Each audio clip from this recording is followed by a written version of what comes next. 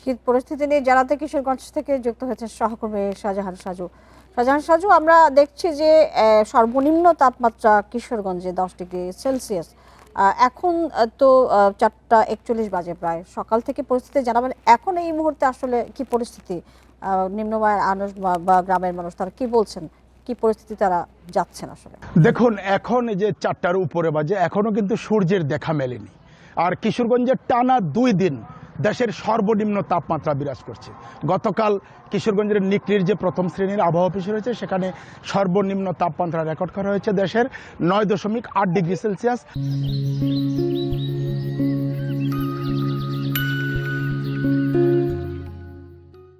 আজ রেকর্ড করা হয়েছে 10 ডিগ্রি সেলসিয়াস, মানে টানা 2 দিন সর্বনিম্ন তাপমাত্রা সারা দেশের কিশোরগঞ্জে।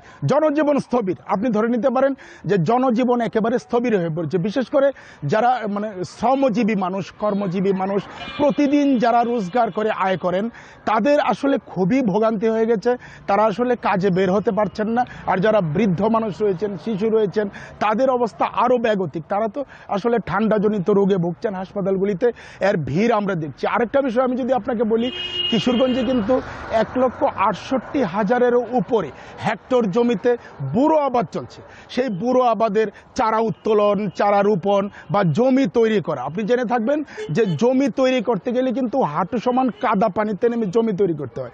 এই প্রচণ্ড ঠান্ডায় আসলে ওই কাদা পানিতে নামতেও কৃষকরা আসলে অসুস্থ হয়ে যাচ্ছেন। সব মিলে যদি এই ধারাবাহিকতা থাকে, মানে এই মৃদু শৈত্য প্রবাহ চলতেই থাকে এবং এই রকম টানা এই দেশের সর্বনিম্ন তাপমাত্রা যদি কিশোরগঞ্জে থাকে, তাহলে বুড়ো আবাদ ব্যাহত হবে এবং বুড়ো যে আপনার ওই যে ধানের চারা, এগুলি নষ্ট হওয়ার সংখ্যা কিন্তু করছেন কৃষকরা এবং কৃষি বিভাগ।